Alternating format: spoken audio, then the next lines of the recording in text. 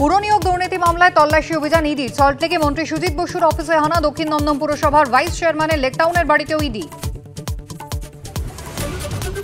Cycle ফেরত দেওয়া নিয়ে ঝগড়া। সোনারপুরে গণপিটুনিতে মৃত্যুর অভিযোগে চাঞ্চল্য। গ্রেফতার তৃণমূলের পঞ্চায়েত সদস্য। অভিযোগ আরো কয়েকজনের বিরুদ্ধে। আগামী সপ্তাহ থেকেই বাংলায় শুরু এসআইআর। 3 মাসের মধ্যে শেষ প্রক্রিয়া। এসআইআর শেষে 3 মাস পর বিধানসভা নির্বাচন। সূত্রের খবর। ওটা তো ফিল্ড সার্ভে নয়, ওটা হচ্ছে কয়েকজনকে অফিসারকে ডেকে মিটিং করা, থ্রেট করা। কঠোর পদক্ষেপ নিক কমিশন। বাড়ানো হোক সিইও নিরাপত্তা দাবি শুভেন্দুর।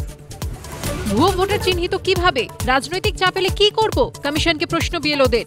সন্দেহজনক নথি পেলে ভোটারকে দিয়ে সেলফ অ্যাটেস্ট করার কড়া বার্তা কমিশনের।